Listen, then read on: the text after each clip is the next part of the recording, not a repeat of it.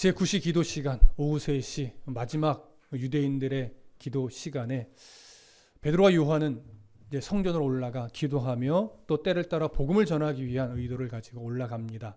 올라가는 길에 그들의 눈에 들어온 한 사람이 바로 나면서부터 못 걷게 된 한 사람이었습니다. 이전에도 보았을 것이지만 그때는 스쳐 지나가듯 늘 그냥 지나쳐버렸던 그런 인물이었죠. 그러나 성령 강림 이후에 바로 그 안진뱅이를 이제는 지나치지 못했습니다. 왜냐하면 자신의 시선이 아니라 그 마음 가운데 성령의 역사가 있었고 하나님의 시선으로 그 안진뱅이를 보게 됨으로 말미암아 그의 외적인 불행함을 보고 주목하게 된 것이 아니라 그의 영적인 불행함을 보고 그들은 그 안진뱅이를 바라보게 됐습니다. 그래서 그 안진뱅이를 향해서 성령이 이끄시는 대로 일어나 걸으라라고 하는 외침을 하게 되었지요. 오늘은 그 안진뱅이가 이제 성령의 역사로 말미암아 일어나게 되는 장면, 그 장면 속에 담긴 하나님의 마음을 살펴볼 것입니다. 자, 먼저 3장 6절 함께 읽겠습니다. 5절까지 우리가 저번 주에 살펴보았고요. 이어서 6절 함께 읽습니다. 시작. 베드로가 이르되 은과 금은 내게 없거니와 내게 있는 이것을 네게 주노니 나사렛 예수 그리스도의 이름으로 일어나 걸으라 하고. 자, 여기서 지금 표현된 은과 금, 보석으로서의 은과 금을 말하는 것은 아닙니다.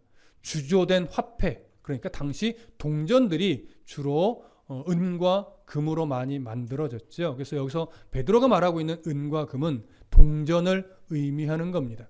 그 앞에서 베드로는 이 안진뱅이에게 우리를 보라 이렇게 말했고, 안진뱅이는 동전 한 입을 기대하면서 고개를 들어 베드로와 요한을 바라보았을 겁니다. 근데 그 동전 한 입을 기대하며 베드로와 요한을 바라봤는데 베드로의 입에서 나온 한마디는 뭐예요? 은과 금은 내게 없거니와. 자, 순간적으로 이 안진뱅이가 기뻤을까요? 실망했을까요? 당연히 실망하죠. 매우 실망했을 겁니다. 은과 금은 내게 없다고? 그 잠깐의 시간에 그럼 왜 나보러 눈을 들어 보라고 한 거야? 라고 하는 그런 의문점이 순간 머릿속에 스쳐 지나갔겠죠. 그때 베드로가 안진뱅이의 눈을 바라보면서 이렇게 말합니다. 내게 있는 것을 네게 주노니. 자, 내게 있는 것을 네게 준다. 이 표현 속에 담긴 의미가 뭐겠습니까? 바로 베드로의 의도는 이거죠.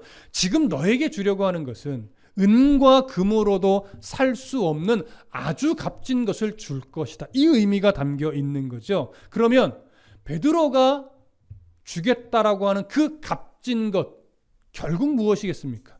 바로 예수 그리스도의 이름으로 구원을 얻는 겁니다.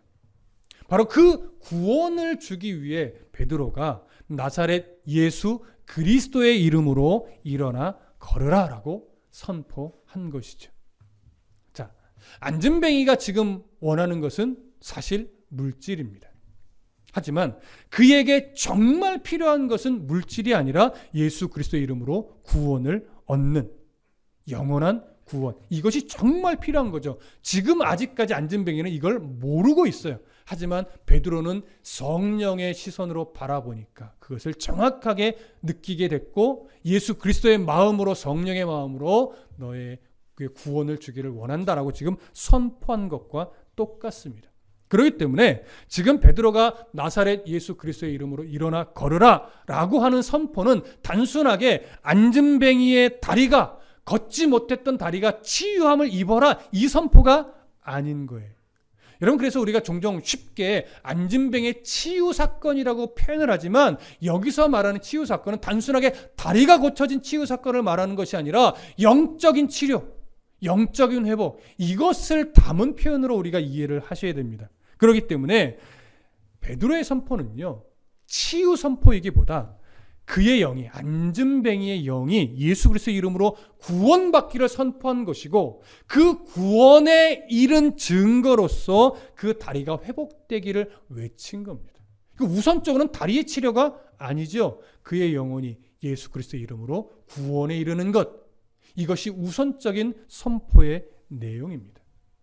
여러분, 이것이 예수 그리스도의 이름이 가지고 있는 능력이죠.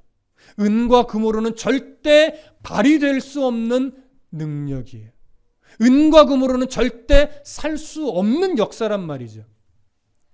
자, 오늘 이 사건과 조금 연관해서 역사 속에서 중요한 사건이 하나 있었는데, 그것이 뭐냐면 대략 1200년도가 200년가량이 지나갔을 무렵, 그 시대에 이탈리아의 유명한 철학자여 신학자가 한 사람이 있었는데, 그것이 바로 그분이 토마스 아퀴나스라고 하는 인물입니다. 아마 여러분 한 번쯤은 들어보셨을 이름이에요. 당대 최고의 철학가요 신학자였는데, 이 사람이 어느 날 이제 로마를 방문합니다. 그래서 바티칸으로 가서 누구를 만나게 되냐면 교황을 만나게 되죠. 그때 교황이 이노센트 2세라고 하는 인물이었는데, 이 아퀴나스가 이 교황을 만났을 때 이 교황이 무엇을 하고 있다라고 기록되어 있냐면 수많은 돈을 세고 있었다라고 기록을 해요. 당시 모든 재정은 로마로 집중될 때입니다. 그래서 로마는요, 그 화려함이 거의 하늘에까지 닿아 있었다라고 볼 정도로 로마는 엄청나게 부유했었습니다. 자, 그때 그 교황이 돈을 셀 때 그 돈은 당연히 백성들의 헌금이었겠지요.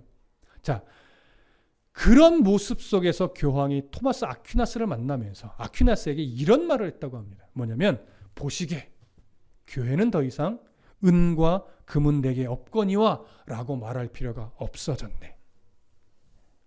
뭔가 자신감에 차서 한 말이었겠죠. 그때 아퀴나스가 그 교황을 똑바로 바라보면서 이렇게 말했다고 합니다. 맞습니다. 하지만 더 이상 교회는 일어나 걸으라라고 말할 수도 없게 되었습니다. 무슨 의미겠습니까?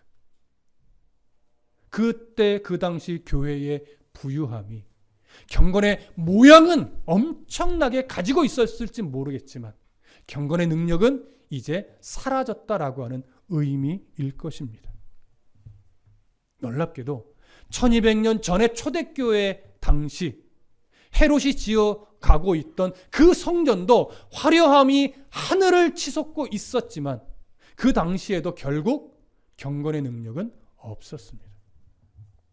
1200년가량이 지나간 이 토마스 아퀴나스 시대에도 동일했는데 놀랍게 또 1000년가량이 지나간 오늘 한국교회의 실정도 어찌 보면 은과 금은 넘쳐나는데 경건의 능력은 사라진 시대가 아닌가 여겨지는 면이 있어서 참 속상하기도 합니다. 여러분, 교회가 부유해서 그런 걸까요? 아니요, 그렇지는 않습니다. 교회가 부유해서가 아니라 하나님이 교회를 부유하게 하신 이유와 의도를 모르고 그 부를 교회의 사치로, 교회의 허영심으로 교회를 외적으로만 드러내는 일에 초점을 맞추게 되니까 경건의 모양은 있을 수 있어요. 여러 가지 좋은 프로그램은 많을 수 있으나 무엇은 사라지게 된 거예요? 경건의 능력은 사라지게 된 겁니다. 여러분, 이것을 꼭 큰 교회는 나쁘다 이렇게 적용시키지 마십시오. 그런 의미가 아닙니다. 교회의 방향성, 교회의 초점이 한 영혼의 회복, 한 영혼의 초점을 맞추지 못하고 자꾸 크기로만 간다면 이렇게 될 수 있다라고 하는 위험성을 이야기하는 겁니다. 여러분, 큰 교회도 좋은 교회 많습니다. 작은 교회도 허영심에 빠진 교회 많습니다. 크고 작음의 문제가 아니라 정말 물질의 메인 교회가 아니라 말씀의 메인 교회인가, 복음의 메인 교회인가, 이것을 점검하자고 하는 그런 의도입니다. 은과 금은 없으나 예수 그리스도 복음의 능력이 살아있는 그러한 교회, 그러한 성도가 되시기를 소망하고 축복합니다. 자, 베드로가 나사렛 예수 그리스도의 이름으로 일어나 걸으라 라고 선포했을 때, 이 말을 안진뱅이가 들었을 때 그 말을 믿음으로 아멘하며 받았을까요? 그 순간 안진뱅이가 그것을 믿음으로 물론 받아들였을 수도 있으나 상식적으로 생각해 보면 그 순간 안진뱅이는 이 말을 믿음으로 받아들일 수 없었을 겁니다.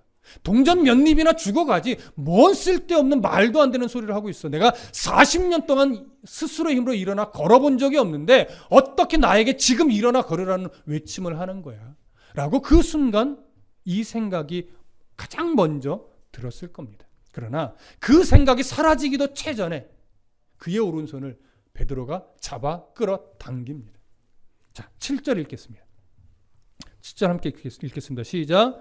오른손을 잡아 일으키니 발과 발목이 곧 힘을 얻고. 자, 베드로가 이 안진뱅이 오른손을 잡아서 힘을 주어 일으키는 순간 오늘 성경은 뭐라고 말해요? 곧 그 안진뱅이의 발과 발목에 힘을 얻었다라고 이야기를 합니다. 자, 우선 여기서 한 가지 먼저 정리할 것은 이 표현을 잘 보면요, 정말 이 사도행전의 저자가 의사였던 누가가 맞구나 이렇게 여겨지게 됩니다. 왜냐하면 한글에서는 잘 드러나지 않는데 헬라어 성경으로 보면 발로 번역된 헬라어가 바시스인데 이것은 평상시 보통 사람들이 잘 쓰지 않는 발바닥이라는 의미의 단어예요. 근데 이거는 의사들만 주로 쓰는 용어입니다. 또 발목으로 번역된 이 헬라어도 스피드론이란 말인데 복사뼈라는 의미를 갖고 있고, 이 단어 또한 보통 사람들이 흔하게 쓰는 단어가 아니라 의사들만 쓰는 전문 용어입니다. 그리고 실제로도 이 두 헬라어는요, 누가에 의해 여기에만 사용됐지 다른 본문에는, 다른 성경에는 기록되어 있지 않습니다. 이것을 보아 의사였던 누가가 기록했다고 하나의 증거가 되고, 또 이 증거는 무엇에 대한 증거도 되냐면 베드로와 요한이 이 내용을 조작한 것이다라고 하는 그러니까 조작한 것이 아니다라고 하는 하나의 또 증거 역할을 하게 되는 그런 내용이 되는 겁니다. 자, 안진뱅이의 오른손을 베드로가 잡아서 일으키려 했을 때 순간적으로 이 안진뱅이는 기대감에 찼을까요? 당황했을까요? 당연히 당황하죠. 왜요? 일어나 본 적이 없거든요. 한 번도 자기의 힘으로 일어나 본 적이 없어요. 근데 자기를 막 일으키려고 하는 그 순간 안진뱅이는 매우 당황할 수밖에 없습니다. 그런데 그 당황할 무렵에 그 안진뱅이는 무엇인가를 느낍니다. 그게 뭘까요? 발과 발목에 이전에는 한 번도 느껴보지 못했던 힘이 느껴지는 거예요.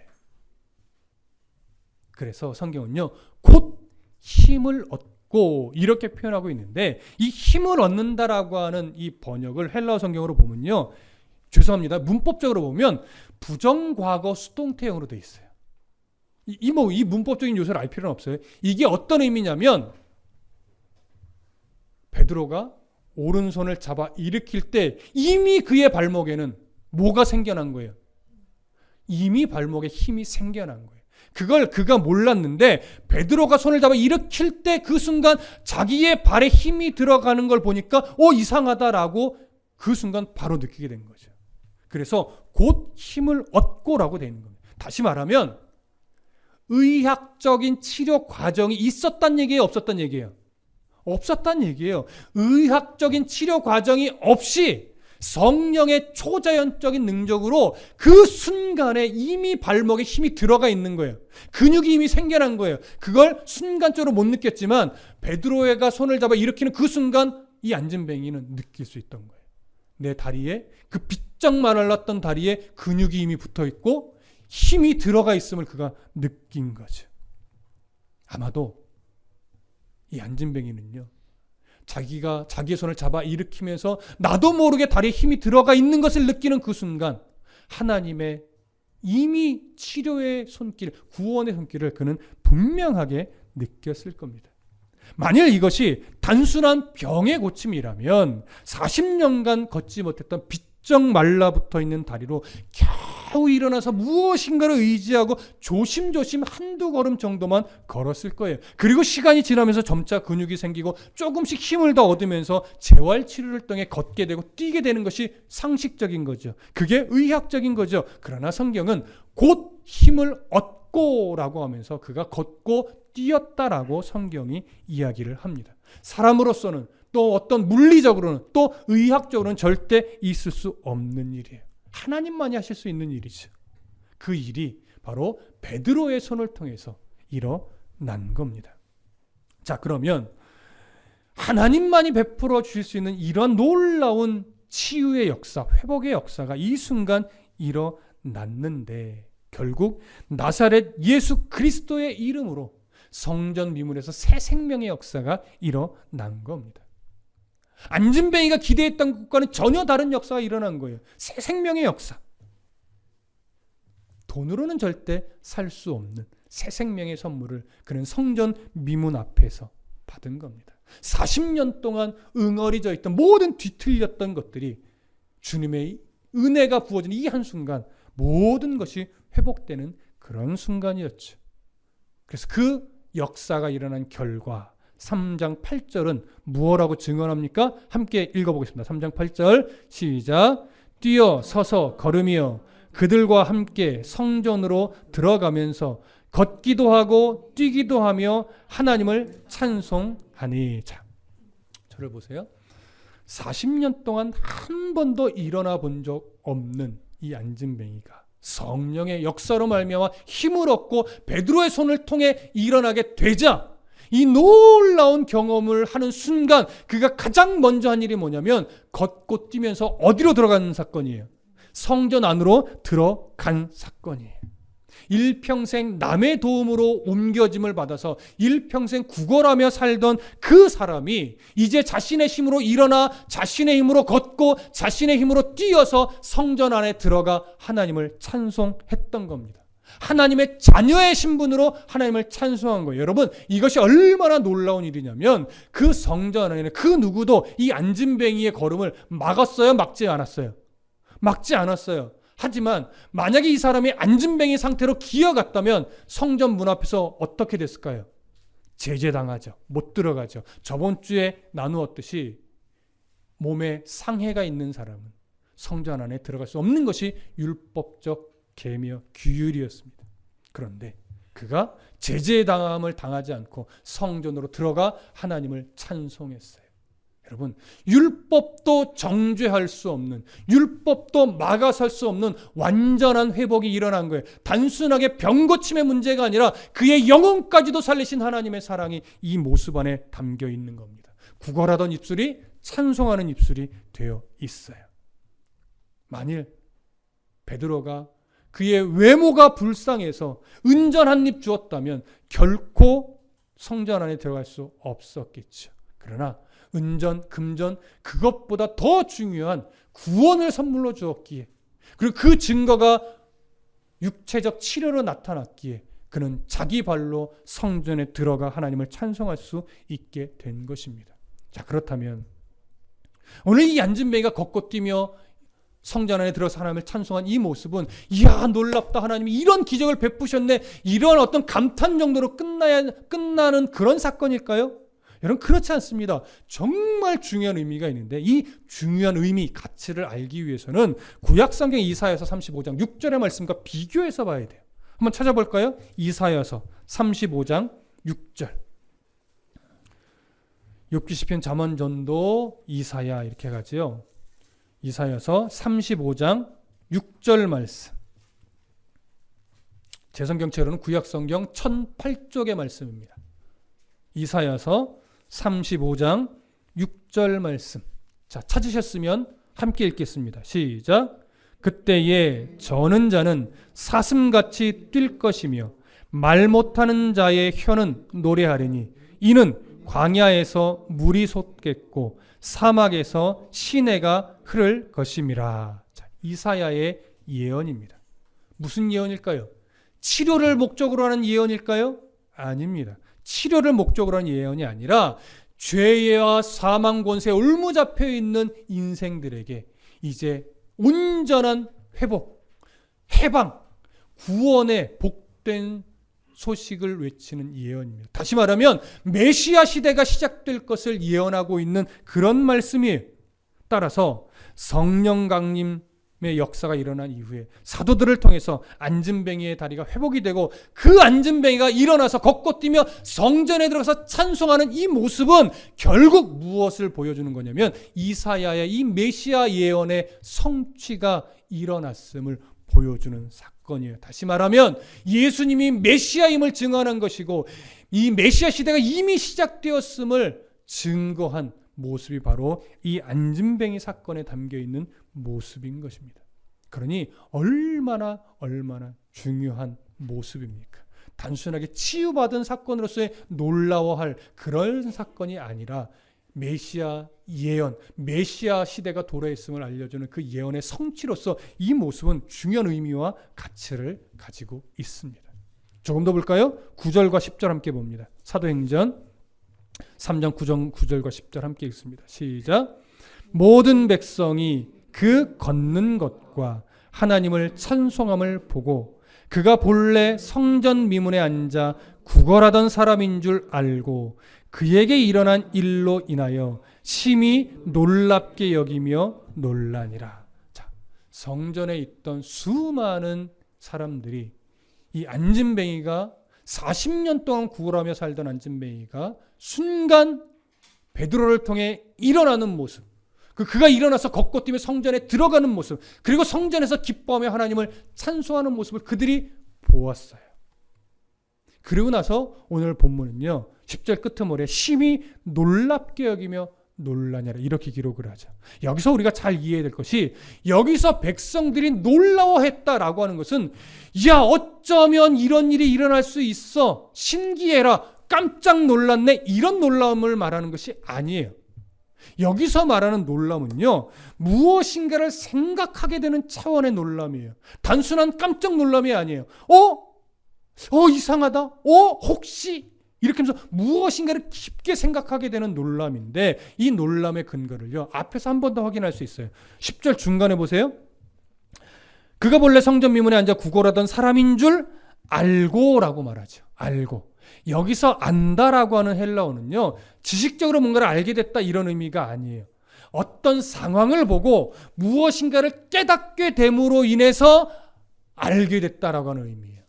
그러니까 뭔가 지금 이 백성들은요 안진뱅이에 일어나서 걷고 뛰며 성전에 들어서 하나님을 찬송하는 이 모습을 보고 무엇인가를 생각하게 된 거예요. 그래서 무엇인가를 지금 깨닫게 되는 과정에 놓여 있어요.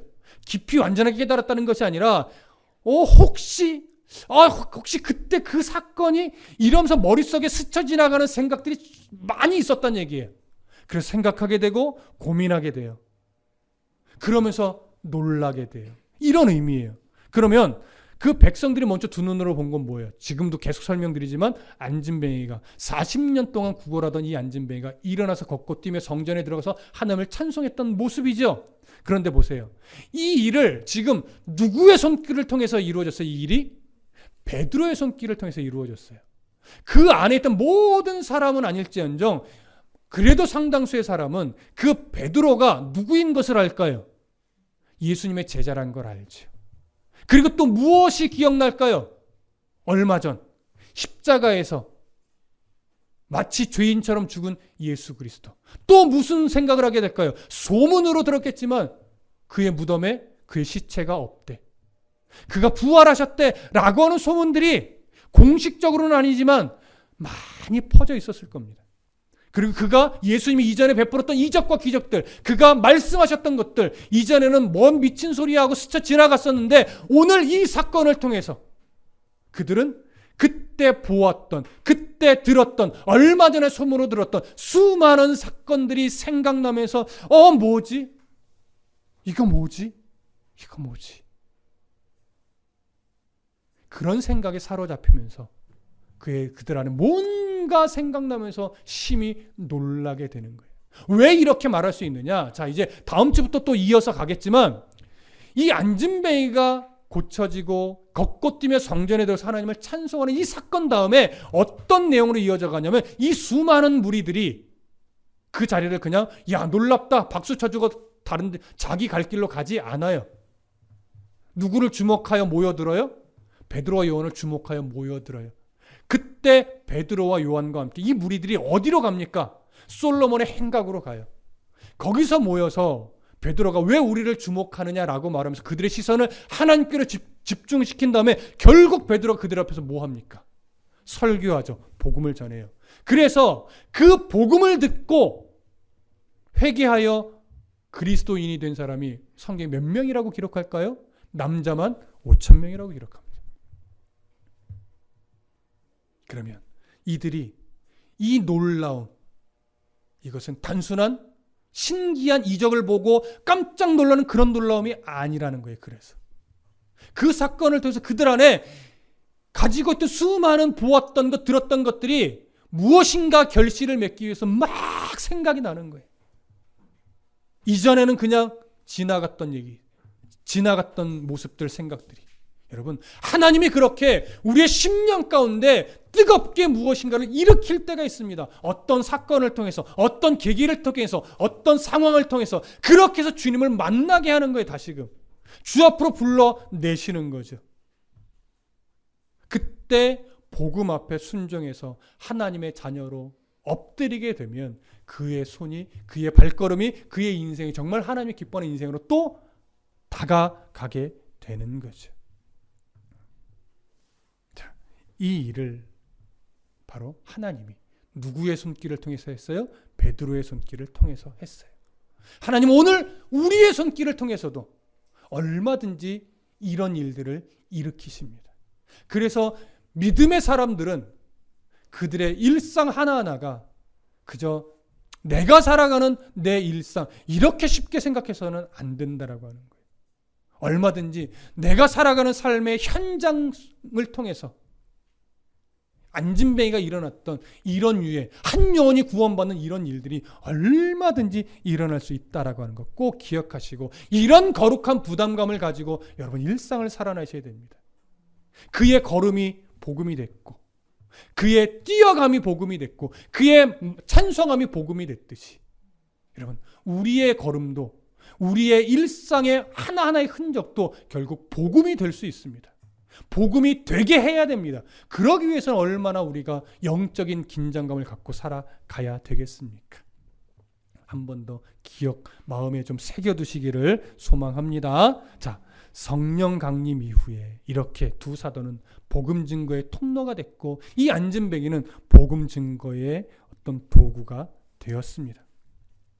여기서 이제 우리는 한 가지 중요한 것을 좀 정리하고자 합니다. 자, 안진뱅이가 두 사도를 만나기 전에는 구원의 백성이었습니까? 구원의 백성이 아니었습니까? 아직 아니었죠. 그런데 두 사도를 통해서 그가 영적으로 육적으로 회복될 때 잘 보시면 그에게 복음을 증거하고 복음으로 설득해서 내가 예수를 믿겠습니다라고 하는 시인의 과정이 있었습니까? 없었습니까? 모르세요? 오늘 본문을 읽었는데 잘 생각이 안 나십니까? 없었어요. 예수님이 당신을 구원하기 원합니다. 이제 내가 예수의 이름으로 선포할 테니 아멘으로 화답하세요. 그래야 구원이 일어납니다. 이런 식으로 접근하지 않았어요. 그는 몰라요. 알지 못해요. 근데 그리스도의 마음으로 그를 향하여 외쳤어요. 일어나라. 일어나 걸으라.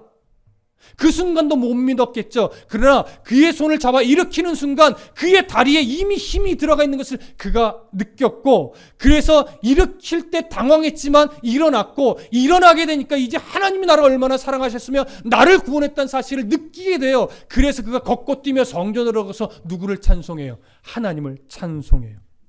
여러분 이게 왜 중요하냐면 우리가 이제 지금쯤 되면 다시 한번 정리되는 것이 이거예요. 구원의 첫 단추는 우리의 동의라든가 우리의 결심이 아니다라고 하는 사실이에요. 구원의 첫 단추는요, 내가 예수님을 만났고 내가 예수님을 고백했고 내가 회개했고 이것이 구원의 첫 단추가 아니라 날 사랑하여 선택하신 하나님의 사랑이 첫 단추란 말이에요. 그리고 그 사랑하심을 내가 인생의 섭리 가운데 느끼게 되고 인정하게 되고 고백하게 되는 것이 바로 구원이 적용되는 순간이죠. 여러분 이 정확한 구원의 역사가요 골로새서에서도 정확하게 기록되어 있어요. 한번 찾아볼까요? 신약성경 골로새서 1장. 빌립보서 다음에 있죠.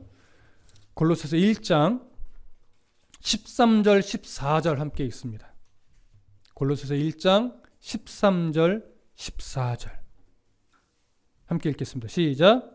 그가 우리를 흑암의 권세에서 건져내사 그의 사랑의 아들의 나라로 옮기셨으니 그 아들 안에서 우리가 속량 곧 죄사함을 얻었도다. 자, 이제 주목해서 보세요. 13절 보시면 그가 우리를 흑암의 권세에서 어떻게 했어요? 건져내사. 그리고 그 다음에 그의 사랑의 아들의 나라로 옮기셨으니. 자, 문법적 요소로 보면 현재형일까요? 과거형일까요? 이 두 동사가. 건져냈다, 옮기셨다. 과거형입니다. 그리고 나서 14절, 그 아들 안에서 우리가 속량 곧 죄사함을 얻었도다. 과거형일까요? 현재형일까요? 이건 현재형입니다. 이게 무슨 말이냐? 자, 우리가요, 죄와 사망 권세의 올무에 잡혀 있는 순간에는 하나님을 알 수 없어요. 하나님을 나의 아버지로 고백할 수가 없어요. 그건 진심으로 말해. 입술로 내뱉는 거 말고 진심으로 정말 하나님을 아버지라 부를 수 있는 건요, 죄와 사망 권세에 올무 잡혀 있는 상태에서는 못해요. 그게 성경의 증언이에요.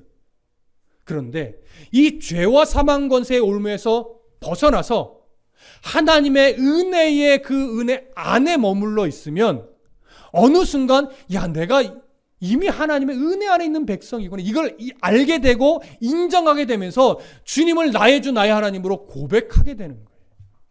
그걸 지금 13절 14절에 설명하는 겁니다. 그러니까 보세요. 처음 주님을 만났을 때는 내가 죄를 고백하고 내가 주님을 나의 주 하나님으로 시인하고 그렇게 세례를 받으며 구원에 얻는 게 맞지요. 처음에 주님을 만날 때는. 그런데 시간이 흘러 하나님에 대해서 더 깊이 알게 되고 성경을 통해서 하나님의 마음들을 알아가다 보니까 내가 예수를 주로 고백할 수 있었던 것은 이미 하나님이 나를 사랑하여서 나를 죄와 사망 권세에서 이미 불러내서 끄집어내서 하나님의 은혜의 백성 안에 넣어 놓으셨기 때문에 가능했던 일이구나. 이걸 인정하게 되는 거죠. 무슨 말씀 이해되십니까? 이것이 안진뱅이를 통해서도 우리가 확인하는 것이고 골로새서를 통해서도 확인하게 되는 거예요. 결국 내가 회개해서 내가 주를 모셔서 구원에 이른 것이 아니라 내가 회개할 수 있도록, 내가 구원을 고백할 수 있도록 하나님 이미 날 사랑하셨고 나를 불러내신 거구나. 여러분, 이걸 우리가 인정하게 되는 겁니다. 그래서 나의 고백보다 더 먼저 나를 사랑하여 자녀 삼아주신 하나님의 은혜를 우리는 이제 알고 있을 겁니다. 날마다 이 고백을 해야 돼요. 여기에 은빈이도 있고 주원이도 있지만 이 아이들이 모태신앙이라서 내가 언제 구원받은지, 내가 정말 구원받은 게 맞는 건지, 하나님이 살아계시긴 한 건지 날마다 의심되고, 늘 어릴 때부터 교회에 나와서 익숙하기는 하지만 정말 구원을 향한 믿음이 있는지 우리는 아직 알 수 없습니다. 그러나 저 아이들이 이미 구원의 백성인 걸 우리는 왜 확신해요? 부모님들이 이미 이 아이들을 하나님 손에 맡기며 유아 세례를 통해서 하나님 앞에 책임져 달라고 하는 소망을 둔 아이들이에요. 저 아이들이 아직 자기의 인격적 고백이 없을 뿐이지 이미 저 아이들이 어디 범주 안에 있음을 우리는 알아요. 하나님의 은혜 안에 있음을 우리는 이미 알아요. 그래서 우리가 뭘 보냐면, 그래, 네가 아직 몰라서 그렇지, 네가 아직 주님을 인격적으로 만나지 못해서 그렇지, 언젠가 넌 주님을 인격적으로 만날 것이고 너의 입술로 하나님 사랑한다고, 내가 주님을 위해 살겠다는 고백을 언젠가 하게 될 거야. 우리는 뻔히 알지. 그래서 그때를 바라보면 이 두 아이들이 참 소망이 있고 참 귀한 겁니다. 그때를 바라보면서 끊임없이 이 아이들을 위해서 기도해 주십시오. 자, 이렇게 우리가 주님의 은혜 안에 머물러 있었기 때문에 우리가 주님을 고백할 수 있었고, 그 안진뱅이도 바로 그 은혜를 받아서, 그리고 다리의 힘을 얻으면서 그 은혜를 느끼게 되어서 결국 하나님을 찬송하는 사람이 됐고, 그의 걸음이 결국 복음이 될 수 있었고, 그의 뛰어감이 복음이 될 수 있었고, 그의 찬송함이 복음이 될 수 있었는데 왜 그의 걸음이 복음이 될 수 있었을까요? 그가 어떠한 사람이었는지 주변의 사람들이 이미 다 알고 있기 때문에 그렇습니다. 그래서 그가 내가 하나님 때문에 구원받았어요, 당신도 예수 믿으세요 라고 외치지 않아도 그가 걷는 걸음 하나하나가 복음이었고, 그를 아는 모든 사람들에게 그의 뛰어감 자체가 복음이었고, 그를 아는 모든 사람들에게 그가 찬송함이 복음이었습니다. 그렇다면 오늘도 우리들에게 똑같습니다. 여러분, 우리가 모르는 불특정 다수의 사람에게 예수 믿으세요 하는 것도 복음이겠지요. 그러나 오늘 우리를 아는 수많은 사람들과의 관계 속에서 예수 믿는 사람으로서 변화된 나의 삶의 태도 하나가 복음이 된다라고 하는 것 기억하셔야 됩니다. 나에 대해서 참으로 잘 알고 있는 주변의 여러 사람들과의 관계 속에서 나의 변화된 말투 하나, 나의 변화된 행동 하나하나가 그게 복음이 될 수 있다는 걸 기억하셔야 됩니다. 여러분, 이건 부담입니다. 그래서 쉽게 말하기 어렵고 쉽게 행동하기 어렵죠. 그럼 예수 믿는 사람들이 이런 영적인 긴장감이 없다면 복음이 되는 삶을 살 수 없을 겁니다. 여러분, 다른 부담감은 스트레스가 되겠지만 복음을 위한 이 부담감은 나를 살리는 그런 긴장감이 될 겁니다. 그래서 안진뱅이의 걷고 뛰고 찬송함이 복음이 될 수 있었듯이 이제 다시금 말씀 앞에 새로워져서 나의 앉고 일어섬, 일상을 살아내는 그 모든 순간순간이 복음이 될 수 있도록 거룩한 부담도 가지시고 영적인 긴장감도 가지시고 그리스도인으로서 삶을 살아내 주시기를, 저 또한 그런 삶을 살아내는 목회자가 되기를 소망하고 축복합니다. 기도하겠습니다.